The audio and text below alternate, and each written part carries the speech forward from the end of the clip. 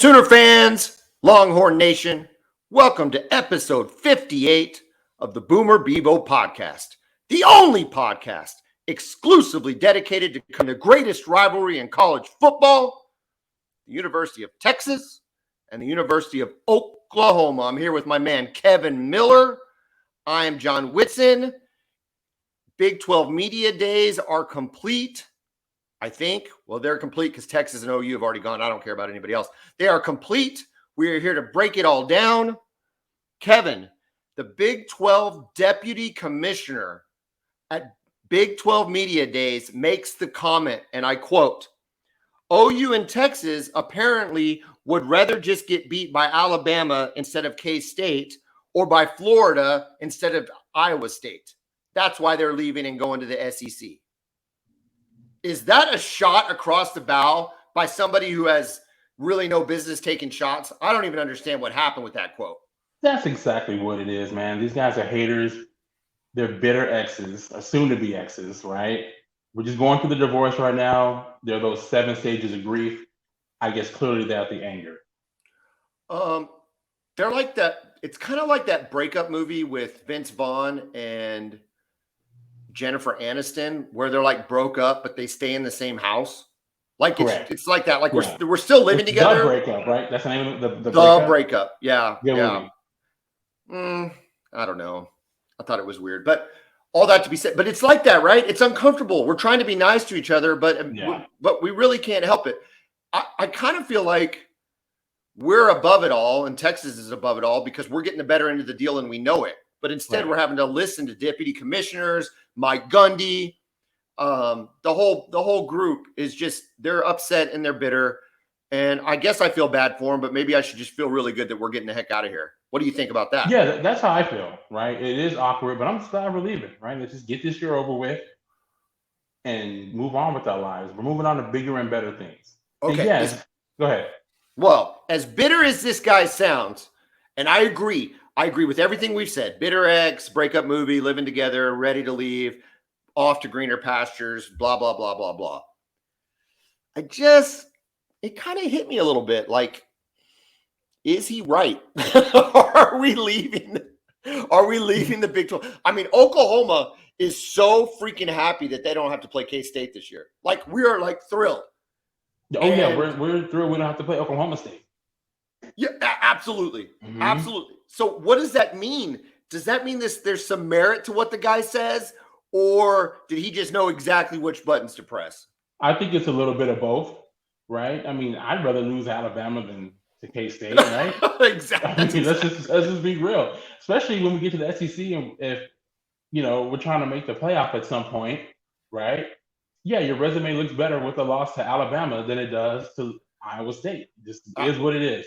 I can't agree with you more. The reality is I think anymore unless you're Georgia, the expectations of going undefeated, regardless of the conference you're in, are really, really, really, really, really unlikely. It's so hard to do. I mean, we've seen some of the better teams over the last 20 years, right? And it's just incredibly hard to go undefeated, man. So anytime a team does it, it's just like, well, how did you do that? TCU was the best team in the conference last year, and they couldn't go through it unscathed.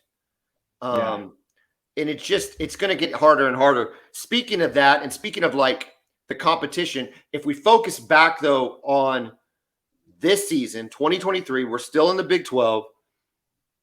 Media preseason Big 12 rankings. How do the expectations feel on your shoulders, Kevin Miller, for Texas to be preseason number 1 Big 12? You know what? I'm actually excited about it. You're not nervous? A long time. A little bit, right? But we're nervous before every season. And I know people are saying Texas is always hyped up and everybody always picks Texas to win, but that's just not true, right? This is the first time that Texas has been picked by the media to win the conference since 2009, which coincidentally was the last time they won it. They have not been picked by the media to win the Big 12 literally since 2009. Is it that weight of expectations or the fact that Sarkisian, your head football coach, has never won more than 9 games? Which makes you more worried? The weight of expectations or the complete lack of success displayed by your head football coach? Well, lack of success. 9 games. Dude, he has been at USC, he's been at Washington in a watered-down Pac-12, and he's been at the University of Texas, and he's never won more than 9 games. I'm going to call that a lack of success. Listen, you can do the same thing with Brent. Okay. You can say the same thing about Brent Venables right now. As far as I agree with you, he is 6-7. But in a vacuum, we're just talking about Sarkisian. They're picking him to win the Big 12. He's never won more than 9 games. And I'm gonna point this out. I don't think your offense is going to be better this year. You're losing one of the best players in college football at Bijan Robinson. Like, you're losing him. Yes, yours is going to be a year older, but I just can't see how you're going to be as dynamic as you were. Or I don't see how the offense can be as dynamic as everybody's expecting it to be. Well, I think the passing game is definitely going to be more dynamic. We got better receivers. We got more experience at receiver. And really all this depends on if Quinn Ewers takes the leap that we hope he can take. That's really what it all comes down to. I feel good about the offensive line, especially when it comes to pass protection. I feel really good about our receiving core. I feel good about the running backs. Obviously not as good as last year. Bijan is a historically good player, right? But I like the depth there. It's really going to come down to if Quinn can take the steps that I think he can. Okay. Outside of the first quarter against Alabama, okay, give me another half of football where you said that's the Quinn Ewers I have to see next year. I mean, he was pretty good against Iowa State. What was his stats again? Do you know? Probably I don't have the stats in front of me. Because I look at Dylan Gabriel just as a comparison, and the guy threw for 33 touchdowns and 6 interceptions. That's a very solid stat line. And I feel like all you're looking for Dylan Gabriel is moderate improvement. I think about Quinn Ewers, and there was a lot of bad Quinn Ewers last year. And some of that was on him, and some of it was on Sark. I think of the Oklahoma State game, 19 of 49. To just trust to put it on his arm would make me nervous as a Texas fan. Yeah, it was a bit baffling, that game. And I tried to think of how exactly that happened. I don't know if I've ever seen a quarterback go 19 for 49 before. Well, we beat this game to death, but I'm just going to keep beating it. Especially when you're up in the second half and you've got Bijan Robinson in the backfield. Why are you throwing the ball so much? Exactly. All right, I've got his stats here. I thought he looked good against Washington in the bowl game. 31 of 47, 369 yards, with a touchdown, no interceptions. It's not bad. He was 12 of 16 for 194 against Baylor the game before that. Kansas 12 of 21. It seems like, those last two, after the TCU game was really bad. I thought that was a really bad game by Sark, too. Yeah. He was 17 of 39 for 171 yards and 1 interception. I think after that, Sark was just like, we're just going to run the ball. Well, okay, so you said you thought he looked good against Iowa State. What was his stats? What was his stat line against Iowa State? He was 17 of 26, 172 yards, and 3 touchdowns, no turnovers. Okay. Rating of 159. Okay, so I think you've got the really good game against Washington and let's say Oklahoma. I think we're a depleted defense, but whatever.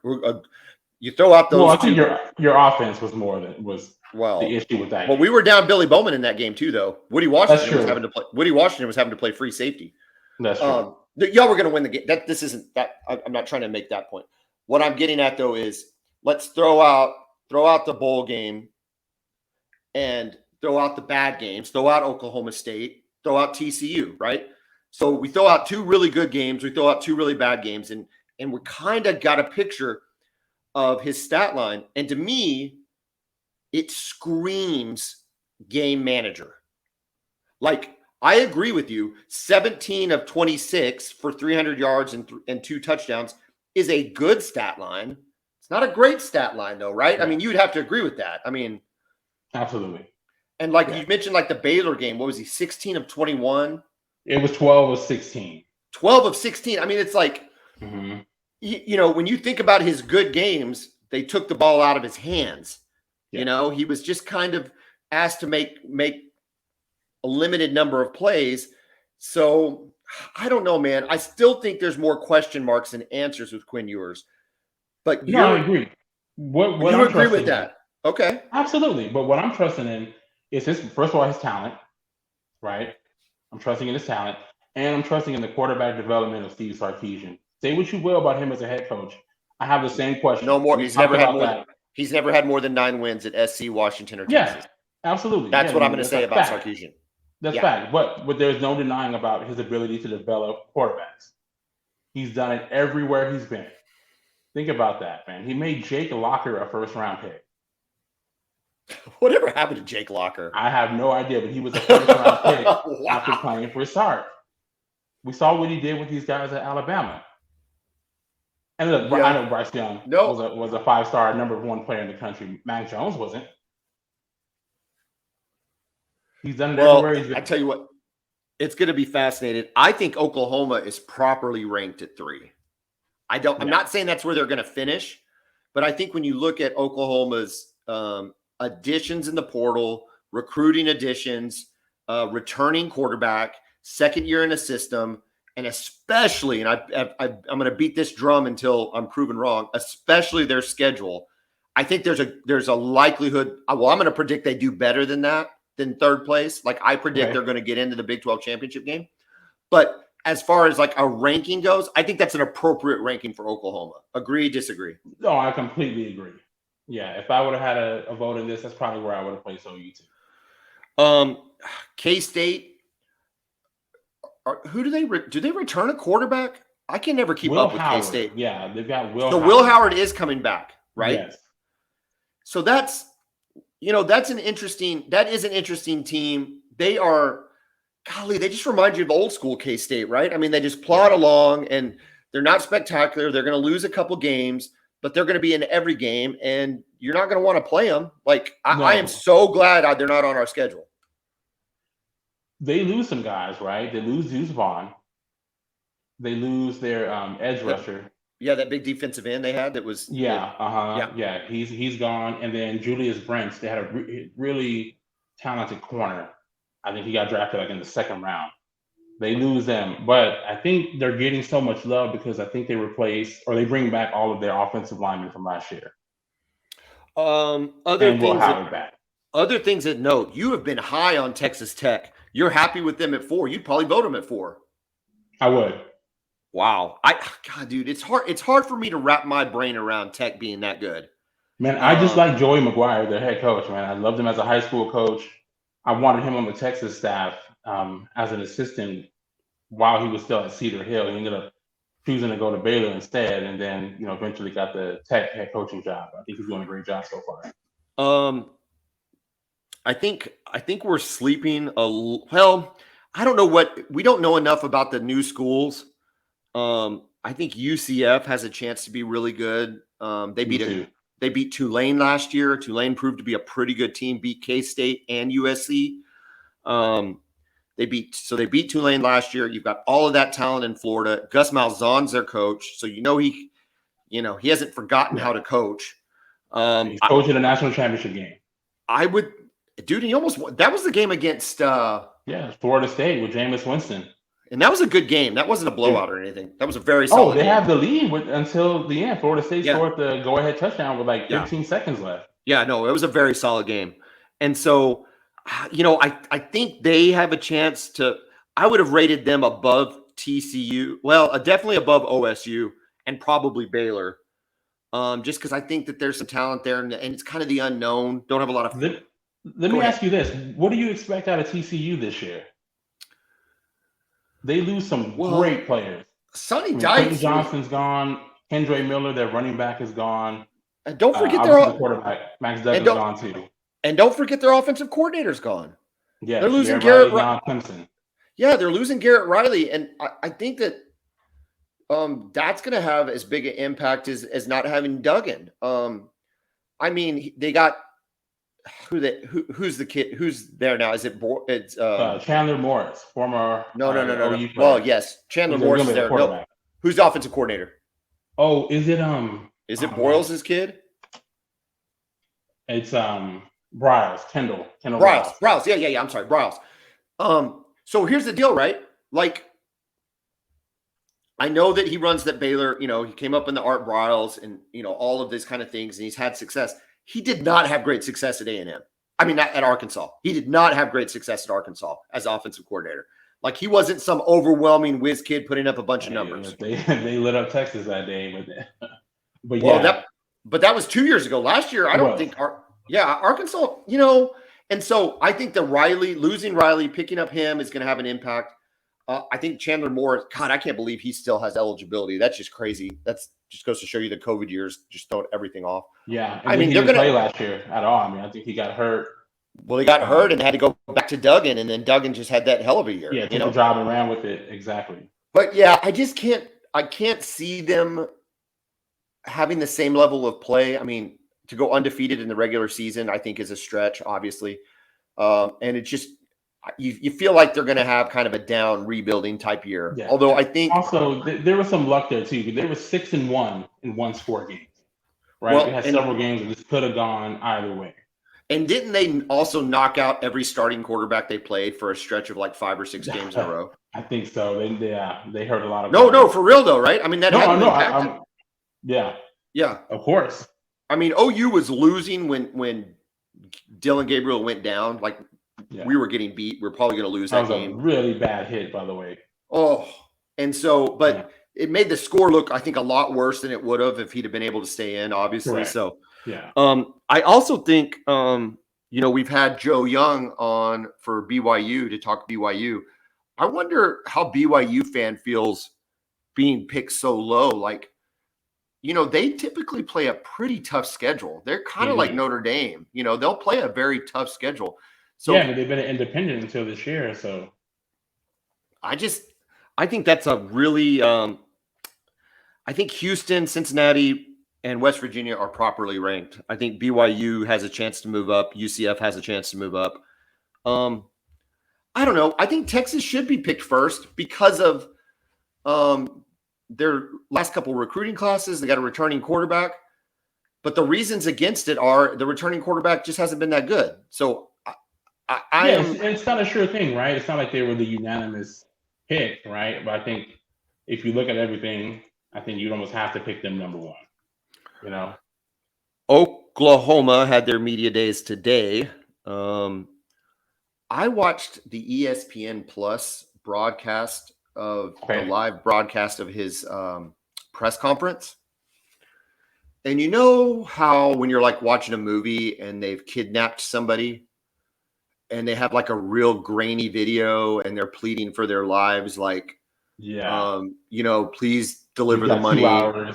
Yeah, and they're the victim. Yeah, with their face taped over, and they're like, with like a USA Today held up for the date and all this kind of stuff. Yeah, that was the level of production that I thought ESPN Plus gave this press conference. It was so bad, dude. Like, is that where they send their interns? Basically, if you're fresh off the streets and you want to do this, hey, go work ESPN Plus. Oklahoma had Sooner Sports for years and years. That's what we had. That's what we dealt with Sooner Sports. And they at least had an HD camera when they were shooting this stuff. Like, I don't even understand what's happening. This is ESPN. It's not like the technology is different. You're there in Dallas, and it's not like they had to go somewhere. You're in Dallas. Like the equipment is there. The person can press record. It's a stationary object. We're not asking them to track a football in the air or a golf ball in the air or anything like. We're saying put a camera on these guys, and it just looked terrible. I didn't watch the Sark one. Did you see? Did it look as bad? You know what? I didn't see the Sark one live, but I saw some videos that were actually recorded by local media members. So I'm not sure, but I imagine it was just the same. We've seen some of that stuff with the Longhorn Network over the years. Just like, man, it's just amateur hour. Yes, amateur. Now, I did watch the ESPNU coverage. They had an ESPNU coverage pretty much just dedicated to Oklahoma, which was pretty cool. And that was really good. They had Dusty Dvorak on when they were interviewing BV. And so that was pretty cool. He challenged him. I thought Dusty's takes were pretty solid. He was beating the Rondell Bothroyd pick, which I think is really good. And he was really hyping on the fact that they're going to have better personnel and a better understanding of the defense. That was Dusty Dvorak's take. I kind of agree with that. I mean, we've upgraded in 3 or 4 positions just from the transfer portal. And I think that we're going to be in a pretty good spot defensively. Additionally, Coach BV Venables his big talking point was more competitive depth. So even if those guys don't start, they're there to support, rotate in, replace, whatever the case may be, versus last year where you're having to put a cornerback at safety and, against Texas and all of the things that we've talked about with them on defense. At the same time, though, they kept coming back to the fact that Venables was 6-7 last year. Hey, listen, man, we got 10 years of that kind of stuff. So if anybody understands what that's like, I do. You are what your record is. I mean, that's the reality of it, I guess, right? Yeah. I mean, and so you have guys like me, Uber fans that want to believe everything, want to drink the Venables Kool-Aid. But when 6-7 gets thrown in your face, and the losses that you have are on a lot of cases the defensive side of the ball, to what you expect to be lesser talented teams, to what you expect to be clock management decisions and things like that. I'm kind of with the national media going, okay, BV, I believe in you. I believe in the optimism. I believe in the spirit and the fight. But man, this is dude, against this schedule, we have to see it. Right. If we don't win 10 games in the regular season with this schedule, it's got to be a serious. I mean, they're not going to fire him, but it's got to be a serious thought. Like, so even 9-3. Okay, well, non-cons are all guaranteed wins.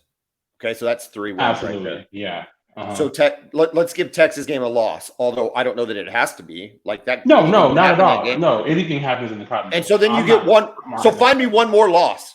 Kansas. Man, I mean, it's not going to be an easy game. TCU at home. Like the BYU game will be weird. The TCU game will be tough. Well, we'll know by the end of the year. We haven't made our official predictions, but yeah. Unlike TCU last year, we'll know by the end of the year how tough that game will be, right? Yeah. Because we go down to Dallas and nobody was worried about that game. No. Or Fort Worth, wherever TCU is, Fort Worth. So I don't know. Texas media days. What did Sark have to say? Well, I think Sark was really kind of embracing the expectations for this year. I mean, of course, like any coach would say, we're going to take it one game at a time. But I thought he said, hey, we embrace this. We like being picked to win. We want to win. We are expecting to win this year. So I thought that was good. The team seems confident, right? We got to go out and show it, though. So, I mean, I don't know. It's hard for me because when I look at it on paper and I like the trajectory of the program, right? What was it, 5-7 his first year, 8-4 during the regular, 8-5, right? 8-4 during the season. Right. I like the returning players that we have. I feel like we can be pretty good this year. But I've got the PTSD of all these bad to mediocre seasons over the last 13 years that are kind of holding me back from just being all the way in on them saying, oh yeah, no doubt Texas is going to win the Big 12 this year. Who do you not have to play in the Big 12? We don't play Oklahoma State. Let me pull up the schedule real quick. That helps. That's basically our Kansas. That's our Kansas State for sure. Correct. We do have Texas Tech. We do have Iowa State, TCU, Kansas State, Baylor. We don't play Cincinnati or Central Florida out of the new teams. And let's see. And then you host BYU, right? We host BYU. Right. Dude, do you see BYU? Real quick, just side note.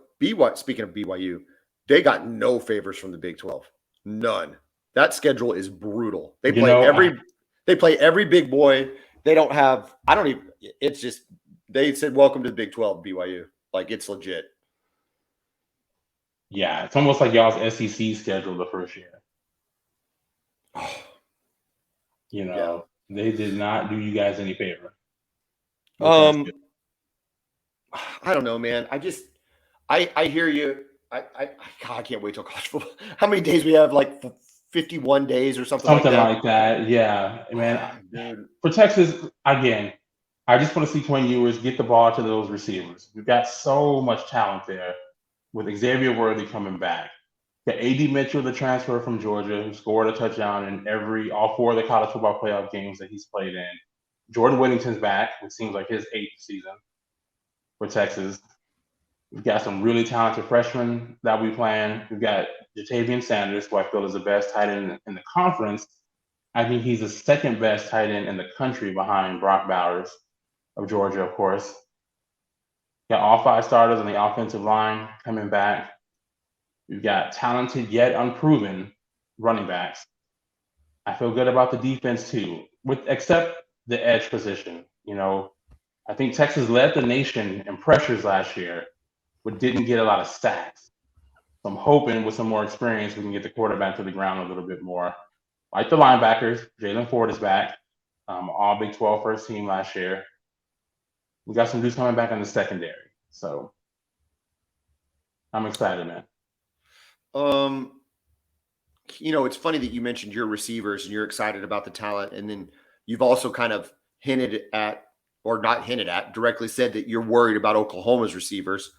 Yes. Dylan Gabriel was interviewed at Big 12 Media Days, and they asked, hey, who's going to be your go-to guys this year? And he said Jalil Farouk and Drake Stoops, which is great that he feels those are his go-to guys. And I think they're pretty good. Should I be concerned that he didn't mention one of the new guys at all? The only thing I can say to that is he's just not used to playing with them. He hasn't thrown to him enough. He trusts Drake Stoops. He trusts Jalil Farouk for what they did on the field last season. So, but neither one of those guys are a true number one, right? I mean, we can agree on that. I don't think so. So. I think for you, your biggest hope is just somebody steps up and becomes that guy. Like Marvin Mims wasn't always that guy, right? He became that guy. So I think that's your hope. But yeah, that's my biggest concern, at least with your offense. Replacing 2 tackles is not easy either. I mean, you had 2 really, really good tackles. No, but we're getting like a 4-year starter from Stanford. I think Walter Rouse. Yeah, I think that guy's. I think that's going to be instant help. Beatonbow, I don't know. I just never really worry about the offensive line. Beatonbow always seems to take care of it. When you look back at the year, you always have a little panic mode. And then you look at like an Eric Gray and he rushed for as many yards as he rushed. And you're like, oh, okay, maybe our offensive line wasn't that bad. Maybe they were pretty good. With the running back position, you think it's going to be that 2-headed monster with Barnes and Sawchuk? No, 100%. I think that's what DeMarco Murray wants. I think that's why he's recruiting. And that's how he's recruiting. I think his philosophy is to recruit multiple running backs in order to have them better prepared for the league in the sense that they won't be so run down, right? Well, they won't be the featured back. So it's like, hey, you don't have to be a featured back to get drafted anymore. Yeah. So why not have, we can save, if you play for 3 or 4 years for Oklahoma, really we're only talking about putting 2 or 2.5 years worth of work on your legs because we're sharing the snaps with other talented running backs. And so far, I think that is working out, and it seems to be working out on the recruiting trail. Well, I mean, the 2 guys that you're after, I don't think either one of them have committed yet, but it seems like you're going to get both of them. If you get Taylor Tatum out of Longview, Texas, I mean, this guy's really good. And then Caden Durham out of Duncanville, Texas, who's actually, I think he's originally from Moore. And he's a dynamic kid, man. I mean, he's a 10-2 guy in the 100 meters. He won the 6A 100 meters in Texas. Okay, I mean, what are we talking about here? So we have Xavier Robinson from Carl Albert. Yeah. And then we've got those 2 guys. I mean, if you're a running back, are you signing up to play with 2 other recruits plus 2 sophomores? Is Xavier Robinson going to stay at running back? That dude looks like a linebacker to me. He's a big dude. What is he? I just have it. 6'2", 225. I have it pulled up here. Yeah, 6'2", 220 on 24/7. Yeah, I'm just curious if he stay. Maybe he will. But no, I think with Durham and Taylor Tatum, I think at least with 2 other guys, and 3, that's a lot. But let me ask you this: is he class of 24, Robinson? Yeah. Mm-hmm. Yeah. Okay. For some reason I thought he was a little bit younger than that. No, but speaking of guys that got reclassed, what's your thoughts on Davon Mitchell? Davon Mitchell, I mean, he hit the scene after his freshman year. If you really follow recruiting, you know about that. He hit the scene after his freshman year, and he played at Allen in Texas. I think he's playing in California this year. But no, he is a dynamic athlete at tight end. I think it's a huge pickup for you guys. I know Texas wanted him. Pretty much every school in the country wanted him. So I think he's a guy that will come in and compete for playing time right away. So Super talented. Explain to me why, and in some ways it's evident, but in other ways I don't know that I agree with it. Why does he go from like the highest ranked 5-star, tight end almost ever in the 25 class to a 4-star in the 24 class? Is it strictly age? Possibly, but I think that guy is so physically mature. I think he's ready to go. I still think he comes in after this year. He can play as a true freshman. I think he's just physically there. So I'm not sure why they dropped. Sometimes I don't understand how. And maybe he just got passed up. I don't know where his ranking was in 25 compared to when he switched. He was a 5-star. He was a 5-star number one tight. Yeah, I think possibly the number one tight end in the country. Yeah. Okay. And what is he now? Do you know when it comes to tight end rankings? I wonder if they've even adjusted it. 7th. Yes, he's this 7th in his position. 7th. We'll see how it unfolds once the season happens. 6'4", 245. Yeah. I mean, after his freshman year, they were listing him already, I think, at 6'3", 220, 225 pounds. So he was just an athlete. We kind of buried the lead a little bit. We kind of buried the lead a little bit on this for Oklahoma. Big commitment today. Jaden Jackson out of IMG, 4-star defensive lineman. Is this the kind of person that helps Oklahoma get ready for the SEC? Absolutely, man. And that's how you win. That's been the difference with Alabama and Georgia and LSU compared to maybe teams that aren't the teams in the Big 12, like Oklahoma under Lincoln Riley and the end of the Bob Stoops years. Also, Ohio State is those huge defensive linemen, right? Do you remember? I'm taking us back a little bit. Do you remember after the 06 season, right, when Ohio State went undefeated that year, and then they played Florida, and Florida ran them off the field. Yeah, and the reason why, if you look back at that, it was those defensive linemen that they had, and Jarvis Moss and Jermaine Cunningham and Ray McDonald, and Ohio State couldn't handle it. Very next year, again, Ohio State goes undefeated in the regular season, gets to the championship game, plays a LSU team that has 2 losses against Arkansas and Kentucky, and again, they blow them off the field because they had these different class of dudes at the defensive line. So you got to win. In order to win, and obviously Venable knows that. What do you have, 4 first-round picks on 1 defensive line at Clemson? So this guy, Jaden, I don't know anything about him. I'm asking, is he one of the dudes you're talking about? Like, is this somebody that would play at Alabama, play at Georgia? Yeah, he was recruited by all those kids, all those schools. He can.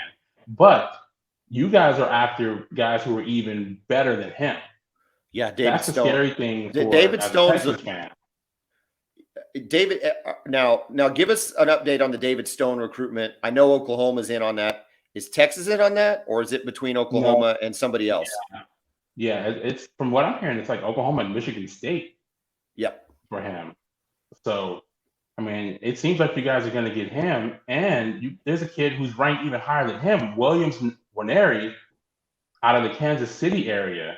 You guys could get him, and he's like, I think on all the sites, he's ranked as one of the top 5 players in the entire country, regardless of position. So I'm getting goosebumps. I'm getting goosebumps, Kevin. Listen, man, it's like you're whispering in my ear real breathily and talking in it. If you just said this in kind of a little bit sexier voice, I don't know what would be happening right now. And you pair them with PJ Adebawore, who you signed last year, who's a 5-star defensive lineman. All of a sudden, you go into the SEC ready to rock from that position on the defensive line. And again, that's the difference between being really good and elite. Winning championships is having those kind of guys on the defensive line. Real quick, give us a Texas recruiting update. Texas has been recruiting well. They picked up a commitment yesterday from a kid named Melvin Hills, a 3-star defensive end out of Louisiana.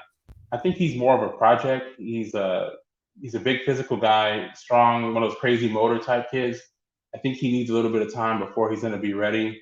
But from what I'm hearing, it's been a big recruiting few weeks. I think they picked up like 8 commitments over the last 2 or 3 weeks. And I believe there's more to come. They're in for some big time players. Receiver Ryan Wingo out of St. Louis. He's a 5-star receiver. Apparently they're leading for him.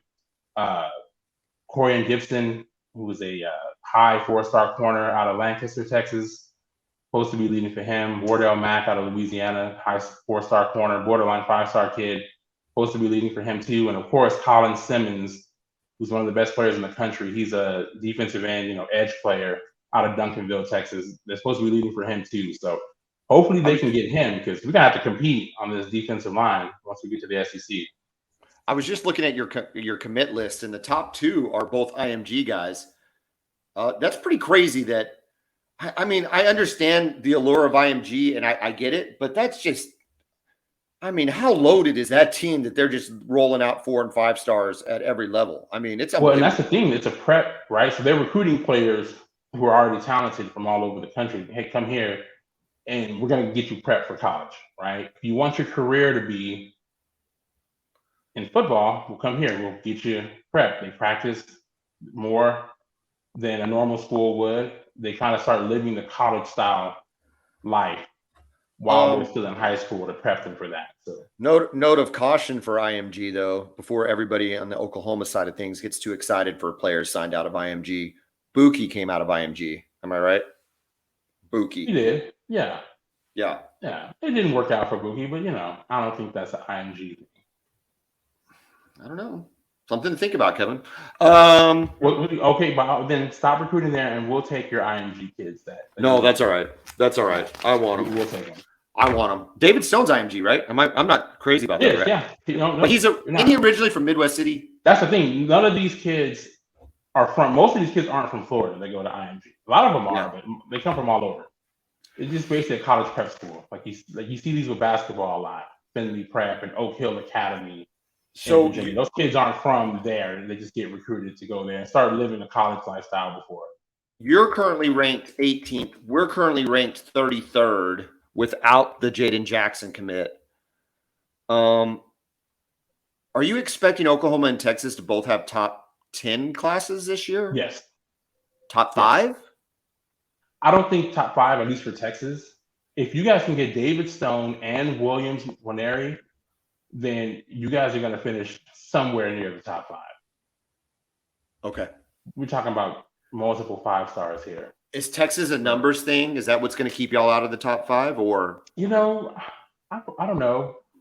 No, I think we're going to take a full class. I think they're going to take 25 from what I'm hearing. So we'll just see, man. If they get Colin Simmons, that'll help a lot. He's a top 5 player in the country at the defensive end position. So if they get him, it'll really bump their numbers. So, I'm expecting top 10. I'm just not sure top 5, because you always have to factor, Alabama and Georgia, of course. Ohio State will absolutely have a great class. We'll see what Lincoln does out there at USC this year. Speaking of Lincoln, real quick. Yeah. What is with this dude and posting pictures of his food? Dude, you would think that would be somebody trolling him. You would think somebody had hacked his account and put that out there. Like, even if it's first of all, I don't understand tuna. Like, this is the kind of tuna fan I am, right? It's in a pouch. It used to be in a can. Now it's in a pouch. Yeah. I put it in a pouch. I mix it with mayonnaise and I eat it with crackers. Okay. So that's my level of tuna, connoisseurship. However, it's literally like somebody hacks his account and puts that stuff up there, because what is he thinking of putting that stuff on? He knows what he's going to get. I know. I mean, like he posted the brisket last year, and of course, everybody was all over him. Texas fans were all over him. It was really bad. Fans, right? Some OU fans tried to defend him, and I get it. He was your guy at the time, right? But it's like, no, we're not hating because it's Lincoln Riley. It's like, dude, we're Texas fans, right? So we're used to brisket. That ain't how it's supposed to look. It's just not how it's supposed to look. Dude, And then this with this tuna thing, I'm like, what the heck is that? Speaking of things that caught that we're interested in, and we gotta shut this down here in a sec because I gotta go pick my wife up from the airport. But I would be remiss if I did not mention Britney Spears made an appearance in the sports world this past week. What's up with your boy Wembanyama dissing Britney Spears and basically having one of his boys physically assault her? Well, all of a sudden, he's your boy now. I hope you noticed that. Well, first of all, it's go Spurs go forever, right? So he is my boy. I'll take that. That's fine. First of all, he didn't know it was her. He's walking in. He didn't know it was Britney. He didn't know it was Britney. She ran up behind him. He never turned. You didn't see the video? He was walking. She came up from behind. He was walking. She grabbed at his back.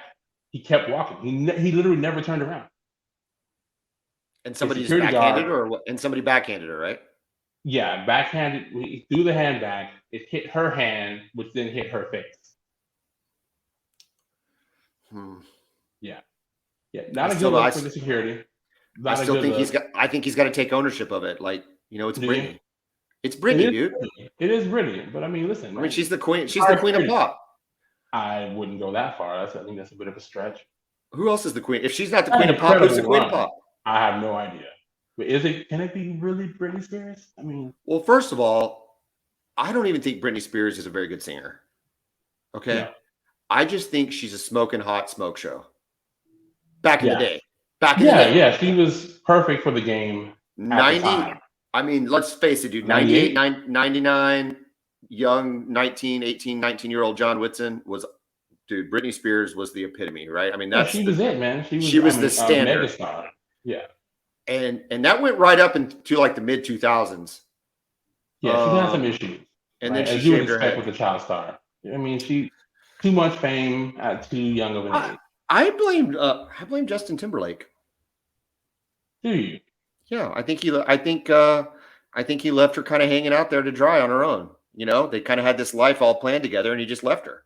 And I think it hurt her. I think, I don't know. I'm not in their lives. Right? I'm not in their lives, but it seems like JT Lake is the reason for her complete and total downfall. And now Wembanyama just thinks his security guards can slap her upside the head. Yeah, exactly. But you can't be walking up on Wembanyama, man. Terrible first game in the summer league, but he responded.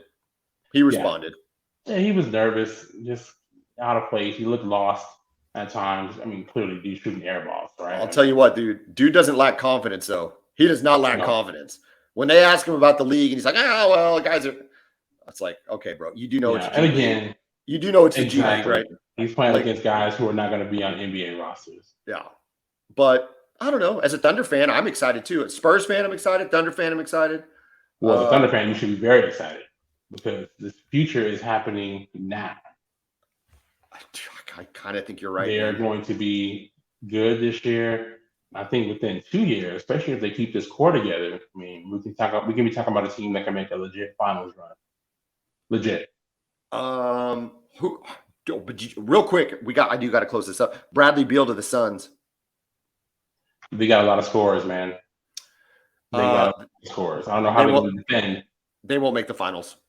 It'll be tough as they're currently constructed. This is just like the Jet or the Brooklyn Nets. I mean, it's just we've seen this before when they put a lot of guys that want the ball that don't play defense. It doesn't work. Like, you look at Golden State. They grew up together, and then you had Draymond that played his role, and you had a couple other guys that played the role. And Klay Thompson didn't demand the ball; he just shot the ball when he got it. Yeah, that's not Bradley Beal, Kevin Durant, Devin Booker. Like, I don't see it working. Klay and Draymond are all NBA defensive type players. Well, especially before Klay got hurt, he was absolutely 100%. He was. He's not now, but at that time when they were winning the championships, he absolutely was. And Draymond is still a great defensive player. Plan for the upcoming month. We're gonna be into fall camp. We're gonna bring you fall camp storylines from both Oklahoma and Texas. We're gonna talk some conference realignment because pieces have moved in the national landscape. So we'll bring everybody up to speed so they know who is out there and who's in what conference. So you can kind of have a picture of the bigger picture. So that's all to come as we count down to the start of the season. Kevin, this was exciting. Course, it was fun. Don't forget our mega season previews for each team. They're coming. Well, we got previews. We got picks. August is going to be giant. I go on a little vacation here at the end of July. August is going to be insane. So I'm looking forward to it. Hey, man, have a great evening. Man. Let's do it. You too, man. Boomer. Welcome.